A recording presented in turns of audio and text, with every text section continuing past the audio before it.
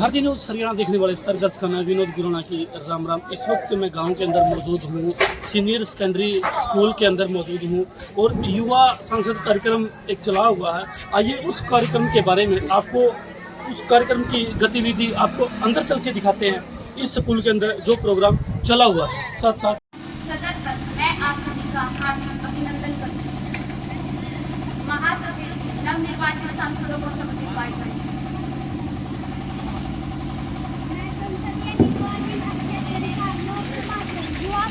तुम्हारी आंचल को संसद सदस्यता ग्रहण करने के लिए आमंत्रित करती हूँ।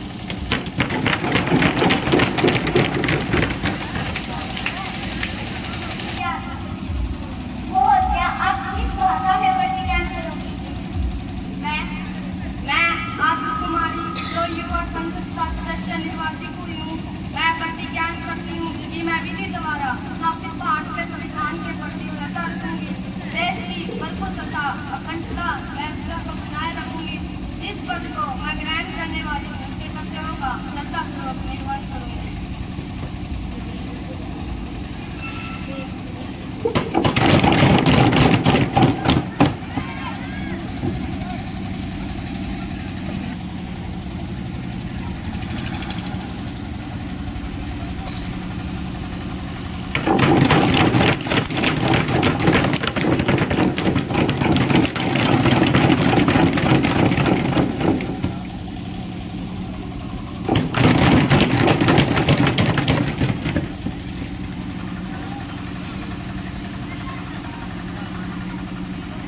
मैं संसदीय निर्वाचित क्षेत्र अम्बाला लोकसभा से निर्वाचित युवा सांसद कुमारी ज्योति को संसद की सदस्यता ग्रहण करने के लिए आमंत्रित करती हूँ।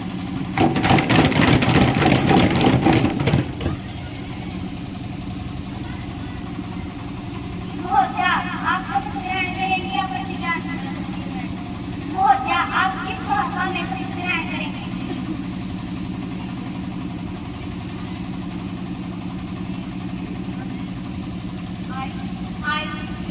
Having been elected a member of Youth Parliament, do swear in the name of God solemnly affirm that I will be true faith and allegiance to the Constitution of India as by law established, that I will uphold the sovereignty and integrity of India, and that I will faithfully discharge the duty upon which I am about to enter.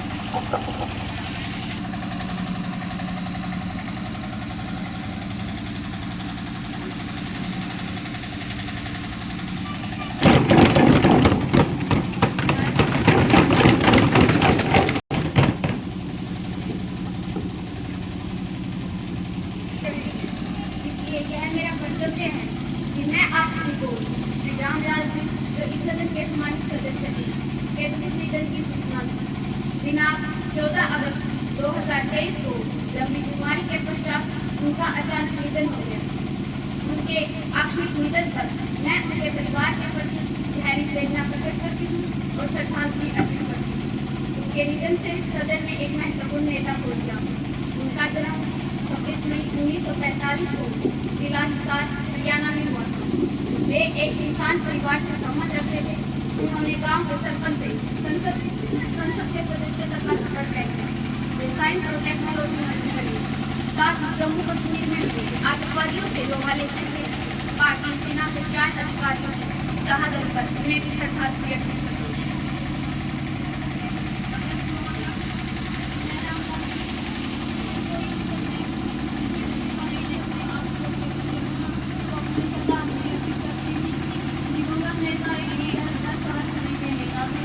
देश के विकास में उनका अतुलनीय योगदान रहा।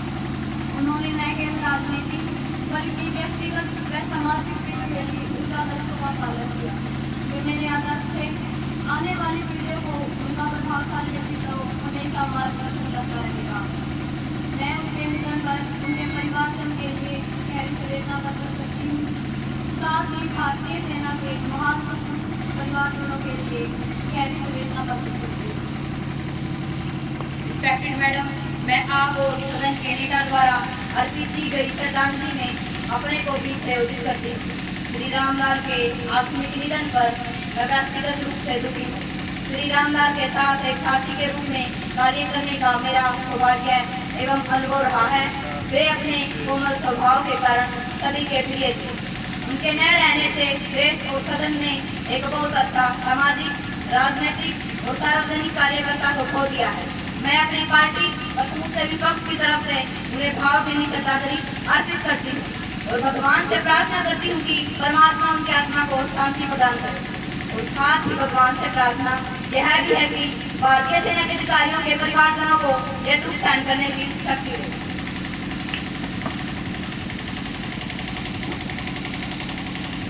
करने के लिए 2 मिनट का मौन रखूं।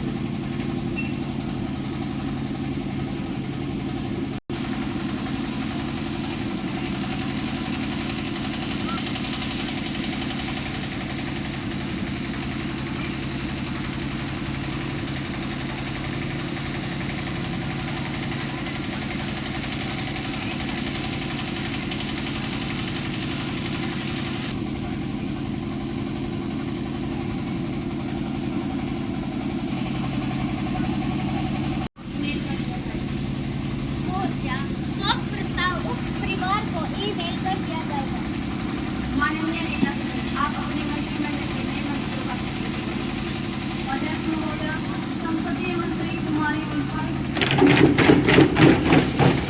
समाज कल्याण मंत्री कुमारी मनीषा। अब प्रश्नकाल आरंभ होता है। प्रश्न संख्या 201 पक्षी सांसद कुमारी जरीना अपना प्रश्न पूछिए।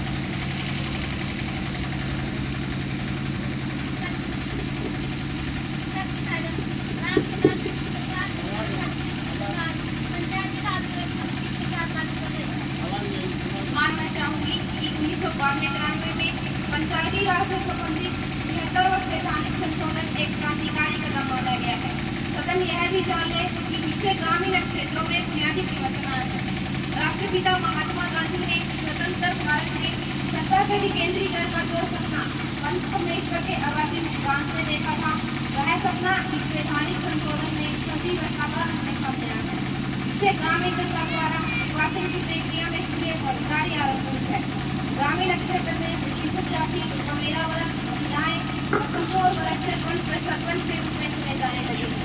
इस व्यवस्था से पूरे देश में 200 जिला परिषदें, 6000 पंचायत समितियां और 25,000 ग्राम पंचायतें वैधानिक रूप से मान्यता प्राप्त कर भारतीय संघीय सरकार से जुड़ गई है।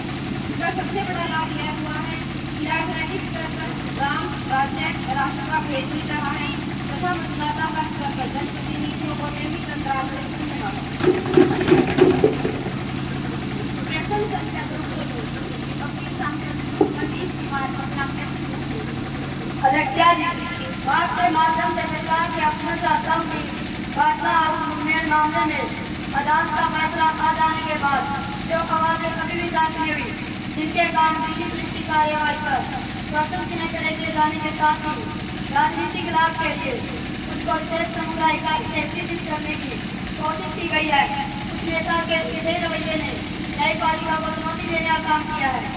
अगर समय रहते इस पर ध्यान नहीं दिया गया तो आम जनता न्यायपालिका के प्रति अविश्वास उत्पन्न होना स्वाभाविक है। अतः सरकार स्पष्ट करेगी न्यायपालिका के प्रति आम जन के विश्वास को कैसे बहाल करेगी।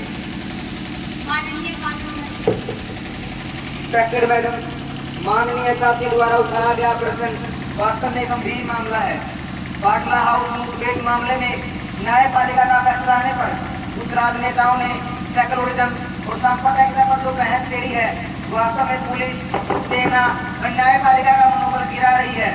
राजनैतिक लाभ के लिए किया जाने वाला दुष्प्रचार कुल मिलाकर अपराधियों व आतंकी तत्वों का मनोबल बढ़ा रहा है। यह स्थिति हमारे देश के लिए किसी भी दृष्टि में शुभ संकेत नहीं है महोदय, जो आए दिन आतंकवाद के गंभीर खतरे से जूझ रहा है। आतंकवाद देश के खिलाफ युद्ध से कम नहीं है, अतः इसे पूरी शक्ति से लड़ा जाना चाहिए। आतंकवाद को नियंत्रित करने के लिए अब केवल यही आवश्यक नहीं है इसमें लोगों के खिलाफ सख्त कानूनी प्रावधान हो, बल्कि उन लोगों पर भी अंकुश लगाने के कुछ उपाय किए जाए जो आतंकवाद के मुद्दे पर राजनीतिक बयानबाजी करते हैं और पुलिस, सेना और न्यायपालिका के कामकाज में रोड़े टिकाने के साथ समाज को भ्रमित करने का काम करते हैं। ऐसे राजनेताओं पर भी लगाम लगाई जानी चाहिए जो किसी विशेष समुदाय को गुमराह कर देश को बाल के ढेर पर बैठाने का काम कर रही है। महोदय जी, माननीय कानून मंत्री के बयान से सदन सहमत नहीं है। कुछ समय पहले दिल्ली राज्य के गंदे राजनेताओं की पनाह पर होना इस बात का प्रमाण है कि सरकार गहरी नींद में सोई हुई है। अतः सरकार इस बारे में अपना रुख स्पष्ट करे।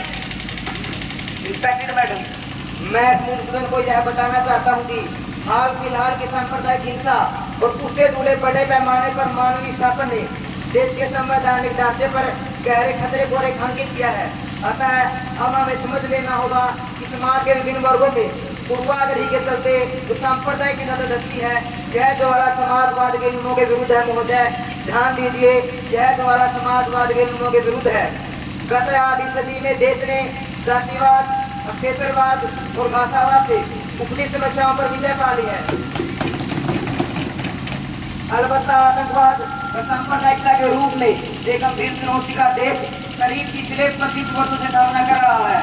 अतः दिल्ली में 23 सितंबर 2022 को राष्ट्रीय एकता परिषद की बैठक में कुछ ऐसे कदम उठाए जाने की सिफारिश की गई है जिससे आने वाला समय शांतिप्रिय हो और हमारा देश तरक्की के रास्ते पर आगे बढ़े। संख्या 200 विपक्षी सांसद इरफान कुमार अपना प्रश्न।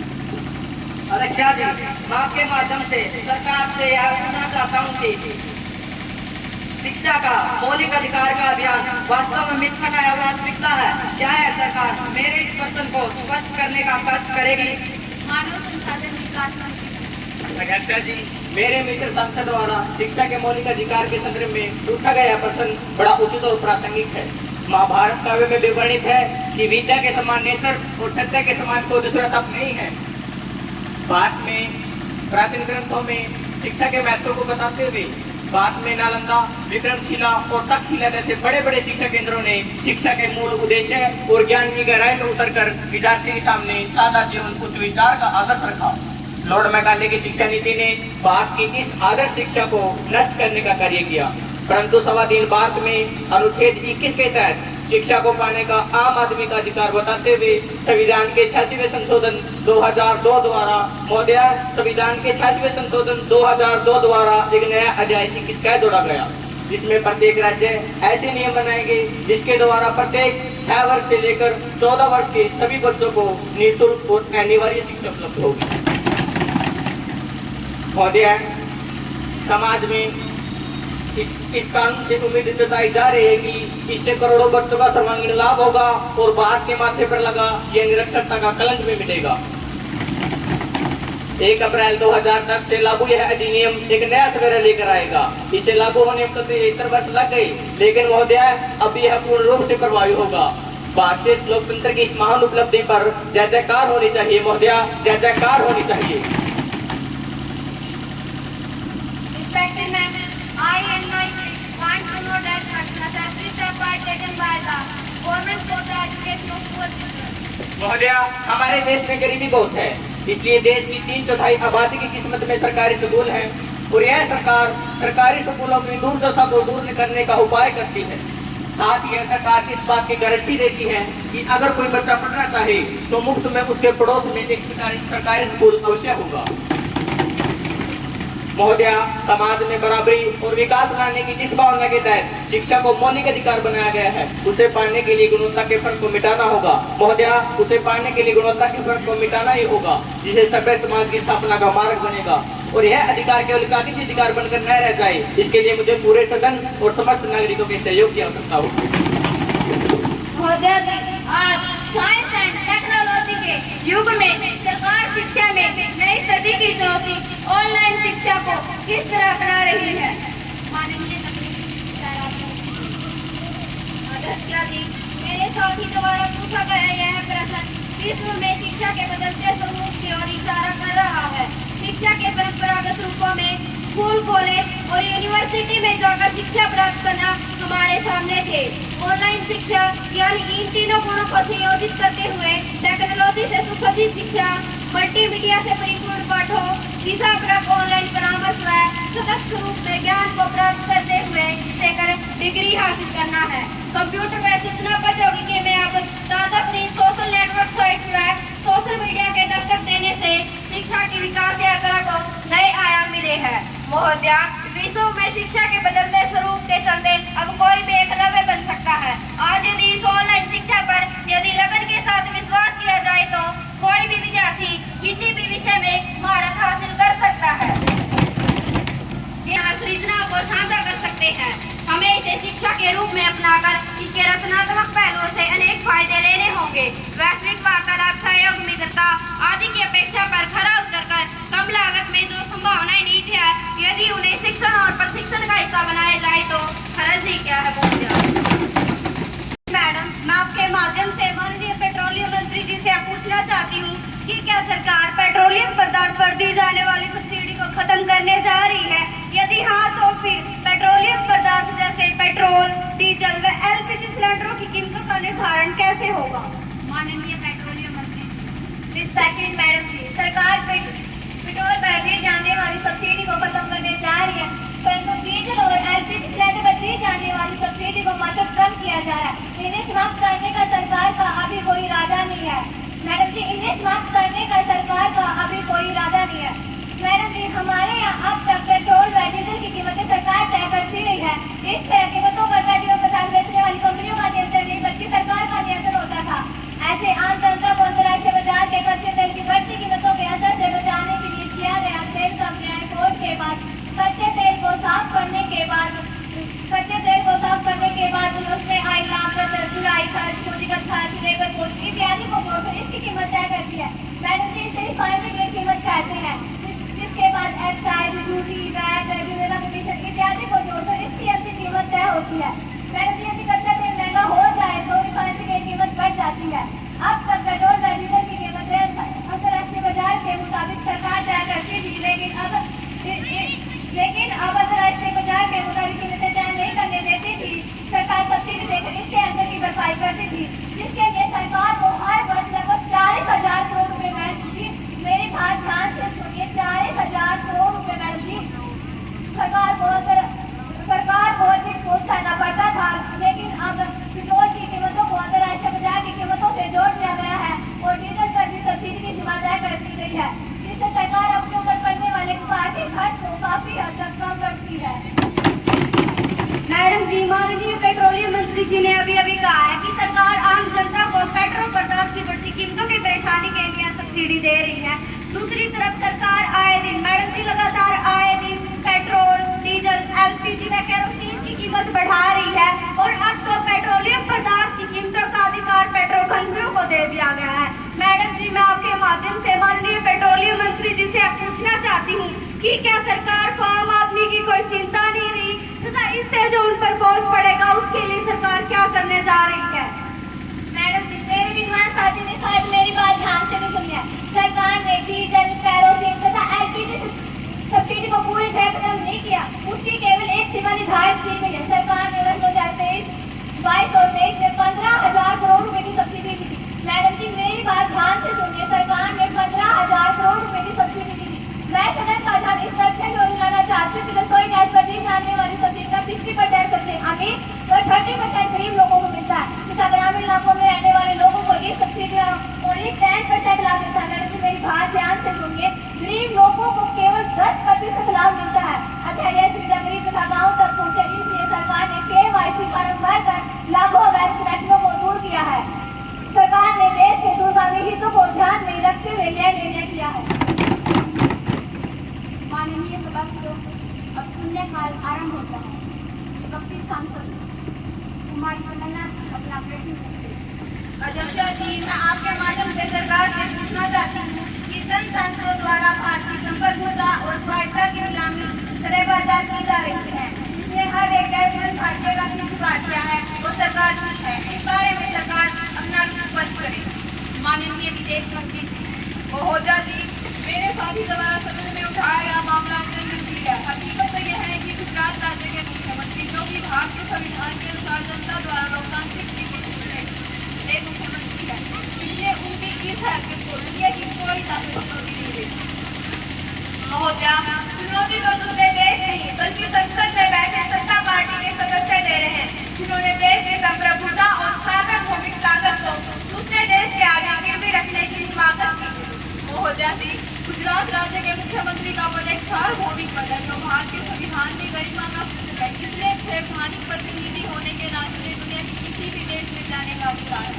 अगर कोई देश उन्हें वीजा नहीं देना चाहता तो देश का आंतरिक मामला है, मगर हमारा कानून तो यही कहता है उन्हें वहाँ जाने के लिए वीजा मिलना चाहिए। यह मुद्दा वीजा का नहीं, यह मामला भारत की संप्रभुता को दूसरे देश के आगे भी रखने का है। ऐसे अनुचित बयान देकर माननीय विदेश मंत्री जी सदन को गुमराह कर रहे हैं। महोदया जी, मेरे साथी द्वारा लगाए गए आरोप निराधार है। हमारी पार्टी का इस मामले से कोई लेना देना नहीं है। ये तो केवल कुछ सांसदों की निजी राय है। आपकी पार्टी में किसी भी नेता का सार्वजनिक बयान जो विवाद उत्पन्न करता है तो आपकी पार्टी उक्त नेता के बयान को उसकी निजी राय बताकर अपना पल्ला झाड़ लेती है। हमें तो इस बात पर हंसी आती है। मैडम, माननीय विदेश मंत्री का विचार सदन को गुमराह कर रहा है। ऐसे विचार हुकूमत पक्ष की मंशा को जाहिर करते हैं कि हुकूमत पक्ष इस मामले को लेकर कितनी गंभीर है। अतः मैं माननीय वजीर आजम जी से यह पूछना चाहती हूँ कि क्या इन हुकूमत पक्ष के सांसदों ने सोचा था कि हिंदुस्तान के गुजरात राज्य के मुख्यमंत्री की छवि को सांप्रदायिक का कलंक लगाकर अमेरिका के राष्ट्रपति के दरबार में ले जाकर हिंदुस्तान के संविधान के प्रकाश उड़ाते हुए यह सिद्ध करेंगे कि हिंदुस्तानी अदालतें वह कानून नकारा है? क्या यह हुकूमत हिंदी है चाहती है कि अमेरिका हिंदुस्तान के संविधान व कानून को रद्दी की टोकरी में फेंक दे और अपने कानून यहाँ लागू करे? क्या इस मुल्क की राजनीति अमेरिका के व्हाइट हाउस से तय होगी? क्या हिंदुस्तान की संसद के सदस्य यह भूल गए कि अमेरिका ने हमारे राष्ट्रपिता महात्मा गांधी को जीवन प्रेम नोबेल शांति पुरस्कार नहीं पाने दिया और आज उसी अमेरिका के सामने जाकर कुछ सांसद गिड़गिड़ा रहे हैं? मुझे तो इस करे पर शर्म आ रही है महोदय। राजा ने कहा ये रात है, रानी ने कहा ये रात है, कि राजा ने कहा ये रात है, रानी ने कहा ये रात है, मंत्री ने भी कहा ये रात है, लेकिन जनाब ये सुबह सुबह की बात है। रिस्पेक्टेड मैडम, यह बहुत गंभीर मामला है। अतः मैं आपसे दरख्वास्त करती हूँ कि इस मामले की निष्पक्ष तहकीकात कार्रवाई की जाए और जो सांसद इसके लिए जिम्मेदार है उनके विरुद्ध कार्रवाई करें।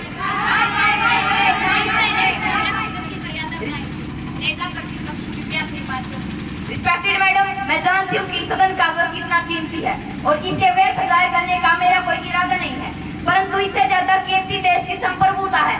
आज इस कार्य ने हर एक आवाम का सिर झुका दिया है। अतः आज माननीय वजीर आजम जी सदन को इस बारे में जवाब देना ही होगा।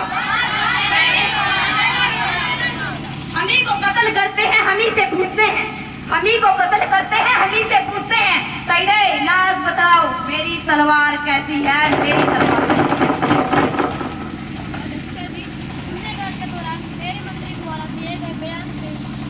सांसद में जो असंतोष हुआ तथा सदन की जो भावना आहत हुई है उसके लिए वे सरकार की ओर से खेद प्रकट करती है। जहाँ तक भारत की संप्रभुता और स्वायत्तता को नीलाम करने की बात है, महोदय हम ऐसा नहीं होने देंगे, महोदय हम ऐसा नहीं होने देंगे।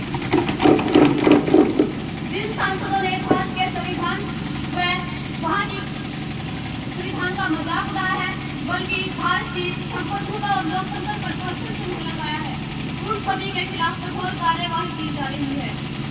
ध्यान दीजिए महोदय, इसके लिए एक सर्वदलीय अनुशासन कमेटी को गठित कर दिया गया है। मैं आपको आश्वासन देती हूँ कि दोषी सांसद कितने भी प्रभावशाली क्यों न हो उन्हें बख्शा नहीं जाएगा। जनाब सदन, उन्हें बख्शा नहीं जाएगा। महोदय, भारत विश्व का सबसे बड़ा लोकतांत्रिक देश है तथा हमारे यहाँ बहुदलीय शासन प्रणाली है। इसके चलते राजनीतिक मतभेदों का होना लाजमी है, मगर इसका मतलब यह नहीं कि हम फैसला किसी दूसरे देश से करवाएंगे। गुजरात राज्य भारत का अभिन्न अंग है तथा गुजरात राज्य में लोकतांत्रिक तरीके से चुनी हुई सरकार व वहाँ के नागरिकों के संवैधानिक अधिकारों की रक्षा करना केंद्र सरकार का कर्तव्य है। इसी कर्तव्य को निभाते हुए मैं पहले भी सदन में स्पष्ट कर चुकी हूँ कि अमेरिका को लोकतांत्रिक तरीके से बीवी को वीजा प्रदान करना चाहिए। मैं सदन को बता दूं कि भारत में यात्रा पर आए अमेरिकी उपराष्ट्रपति से हमारे विदेश मंत्रालय ने इस बारे में वार्तालाप की है तथा सकारात्मक रूप सामने आए हैं।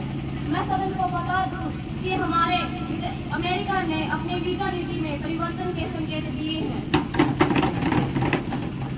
अब विपक्षी दल के सदस्य हमारी प्रीति अपना ध्यानाकर्षण प्रस्ताव सदन में रखें, जिसकी तारीख पहले से ही अध्यक्षा जी, मैं सरकार का ध्यान रुपए के अवमूल्यन के दौर में देश के कोने कोने से आने वाली खबरें जो हर संवेदनशील इंसान के मन को झिझोड़ जाती है कि मात्र 4,000 रुपए के लिए एक महिला ने अपने 2 बच्चों के साथ आत्महत्या कर ली। एक आदिवासी महिला ने एक पक्की रोटी के लिए अपने बच्चे को बेच दिया। कर्ज तले दबे किसान ने उसको फंदे से लटका लिया। जल्दी बस में महिला के आंसू को तार-तार किया गया। महिला के चेहरे पर तेजाब डालकर जला दिया गया। Silence please. ऐसे खबरें समाज की संवेदनशीलता और आर्थिक विकास का असली चेहरा दिखा जाती है। महोदया, घोर सियासत पीट रही जो दिन रात विकास का, घोर सियासत पीट रही जो दिन रात विकास का, पेट भरेगा झूठे ही है फिल्मों का सब कुछ और। महोदया, ऐसी घटनाएं देश के विकास और तरक्की खोखली घोषणाओं का असली सच है। इस व्यवस्था की विडंबना को देखें कि कमेरा वर्ग लगातार हाशिए पर जा रहा है और एक ऐसा भी वर्ग है जो अर्थव्यवस्था पर काबिज होकर चतुर चालाकियों से करोड़ों में खेलता है। अब यहाँ भूख को लेकर बहस बेकार है शायद, अब यहाँ भूख को लेकर बहस बेकार है शायद, तरक्की का पैमाना तो शेयर बाजार है शायद। महोदया, क्या सरकार आज इस संसद को यह बताने का कष्ट करेगी कि दिन प्रतिदिन बढ़ती आर्थिक विषमता और इस समाज के शापक को बदलने के लिए सरकार क्या कदम उठा रही है? माननीय प्रधानमंत्री अध्यक्ष महोदया, मेरे विपक्षी साथी ने जो मुद्दा आज इस सदन में उठाया है वास्तव में एक गंभीर मसला है। आज समाज में बच्चों की दर्द पर जो जीवन शैली विकसित हो रही है वह बड़ी चिंता की बात है। आत्म केंद्रित होती युवा पीढ़ी जब तक अपने सामाजिक सरोकार से नहीं जुड़ेगी तब तक समाज में लोग अभाव में मौत को गले लगाते रहेंगे। यह सब ठीक नहीं है। वास्तव में गरीब अभावग्रस्त इसलिए है कि आर्थिक संसाधनों का वितरण असमान है, साधनों के वितरण में न्याय नहीं है, आर्थिक विषमता लगातार सामाजिक असंतोष का कारण बनती जा रही है। कई दशकों से रोटी, कपड़ा और मकान देने के नारे लग रहे हैं, लेकिन आज किसी के पास 2 धुन की रोटी नहीं है, किसी को 7 पीढ़ी की चिंता है। कोई व्यक्ति यहाँ आत्महत्या नहीं करना चाहता, कोई व्यक्ति यहाँ गरीब नहीं रहना चाहता, समाज में जीना हर नागरिक चाहता है। अब इनकलाब आने को बता रहे हैं सबके दोस्त और देवर इस जमाने को, अपने हाथों में पतवार संभाल ली जाए, अपने हाथों में पतवार संभाल ली जाए तो मुमकिन है कि यह नाव बचा ली जाए। मैं समझती हूँ कि मेरे विपक्षी साथी ने जो चिंता इस सदन में व्यक्त की है, आज यह सदन और सारा देश उनकी भावनाओं को दुरुस्त करने को आगे आएगा और समाजीकरण को मजबूत और विषमता की खाई को काटने का काम करेगा। विपक्षी सांसद तमन्ना जी मांग रोको प्रस्ताव पेश करें। अध्यक्षा जी, मैं काम रोको प्रस्ताव के माध्यम से सदन का ध्यान एक अति महत्वपूर्ण विषय की तरफ दिलाना चाहता हूँ। मेरा विषय है योजना आयोग द्वारा गरीब को परिभाषित करना। कृपया अध्यक्षा जी मुझे काम रोको प्रस्ताव के लिए अनुमति दी जाए। आप इस बारे में क्या कहना चाहते हैं? अध्यक्षा जी, कुछ दिन पहले नीति आयोग ने भारत में गरीब को परिभाषित कर उनकी संख्या घटने का दावा किया है। मुझे लग रहा है सरकार आर्थिक उदारीकरण के दौर में गरीब को गरीब बताने से डर रही है या फिर सरकारी आंकड़ों में गरीबी नहीं गरीब को घटा रही है।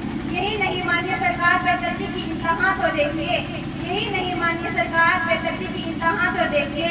कुछ सत्ता पक्ष के सांसद मानते हैं कि मात्र 1 रुपए, 5 रुपए और 12 रुपए में कोई भी व्यक्ति आज के इस दौर में भरपेट भोजन कर सकता है। खुद को गरीब प्रकृति से खिलाने वाली सरकार गरीबों की गुर्बत का माहौल उड़ा रही है। गरीबों परियोजना आयोग के ताजा आंकलन ने देश में आक्रोश पैदा कर दिया है। अतः मेरा आपसे अनुरोध है कि सदन के बाकी कामकाज छोड़कर इस आक्रोशित मुद्दे पर तुरंत चर्चा करवाई जाए। माननीय योजना राज्य मंत्री, माननीय संसद का यह सुझाव तर्कसंगत नहीं है कि इस बहस के लिए संसद की कार्यवाही रोक दी जाए। योजना आयोग ने गरीबी निर्धारण के लिए गठित सुरेश तेंदुलकर कमेटी रिपोर्ट पर अपना पक्ष रखा है, जिसमें शहरी क्षेत्र में रहने वाले व्यक्ति के लिए प्रतिदिन 33 रुपए व ग्रामीण क्षेत्र में प्रतिदिन 27 रुपए कमाने वाले व्यक्ति को गरीबी रेखा से ऊपर माना है। अध्यक्षा जी, आम आदमी के लिए रोटी का सवाल बहुत अहम हो चुका है। देश में गरीब की हालत क्या है ये सबके सामने आ चुका है। 75 वर्ष की आजादी को देखकर गुस्सा आता है कि सरकार अपनी सालगिरह पर दावत दे तो थाली 3500 रुपए की और गरीब की थाली मात्र 33 रुपए की।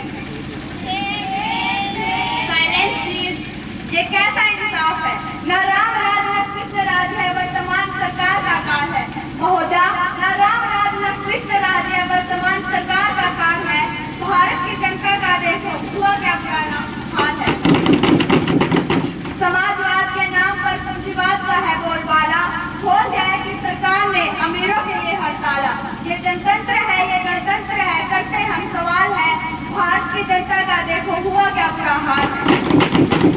अध्यक्षा जी, मेरा अनुरोध है कि कुमारी तमन्ना जी को योजना आयोग के गरीब को परिभाषित करने के लिए उसे काम रोको प्रस्ताव लाने की इजाजत दी जाए।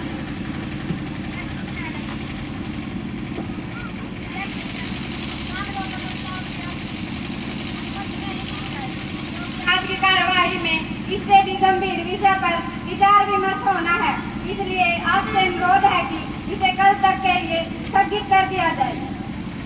रिस्पेक्टेड मैडम, माननीय सरकार का बयान विपक्ष की आवाज दबाने का एक साधन है।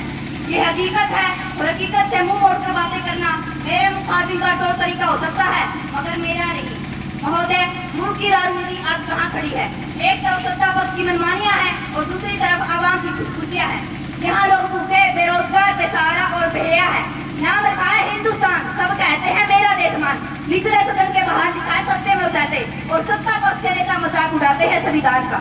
अतः मैं आपके माध्यम से सरकार से पूछना चाहती हूँ कि क्या हमें हिंदुस्तान इसलिए दिया था कि हम देखें कि प्रजातंत्र की जड़ों में फैली करप्शन आखिर हदें पार करके डेंजर जोन पास के मामूली से मामूली और जायज काम के लिए भी दाम चुकाने पड़े।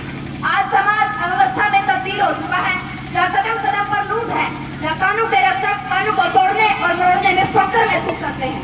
महोदय, जिस देश के कूचे कूचे में अफलास आवारा फिरता हो, जहाँ धरती को भुगतती हो, जहाँ दुख फलक से गिरता हो, जहाँ भूखे नंगे बच्चे केवल आहों पर पाले जाते हो, जहाँ सच्चाई के मुलजिम भी सलाखों में डाले जाते हो, जहाँ शहीदों के खून से मैल अपने धोए जाते हो, उस देश की धरती परसों से यह दुख जिगर पर सहती है। अपने देश की हर आवाम को जश्न-ए-आज़ादी मुबारक कहती है। लगाओ नारे इस देश की आजादी के, इन नारों से हमें बहलाओ, क्योंकि इन्हीं नारों से तो देश में करप्शन दूर होगी, इन्हीं नारों से देश में बेरोजगारी दूर होगी, इन्हीं नारों से देश में गरीबी दूर होगी। महोदय, मुझे आपसे उम्मीद है कि मेरी बात को ध्यान में रखते हुए आज इस सदन में काम रोको प्रस्ताव पर बहस क्या प्रदान करें। माननीय सभासदों, तमन्ना जी का प्रस्ताव है सदन की कार्यवाही रोककर योजना आयोग के रिपोर्ट के संबंध में काम रोको प्रस्ताव लाने की अनुमति दी जाए। जो सदस्य इस काम रोको प्रस्ताव के पक्ष में है वो अपना हाथ खड़ा करें।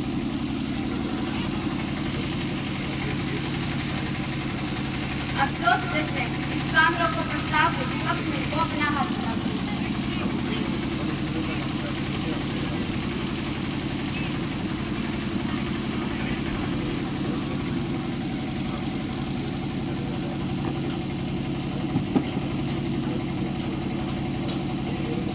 ना वालों का बहुमत है, ना वालों का बहुमत है।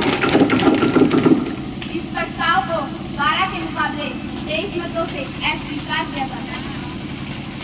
माननीय सभासदों, अब विपक्षी दल की सदस्य कुमारी पायल विशेष अधिकार का मामला सदन में रखें। मैं 2015 अगस्त के अवसर पर राष्ट्रीय दिवस मनाने के लिए उत्तराखंड राज्यों में पहाड़ों की रानी कहे जाने वाले शहर मंसूरी में इस तरह दो राजनीतिक दलों के नेताओं ने जनता के बीच सरेआम हुआ है। यहाँ राष्ट्र के श्री का अपमान है।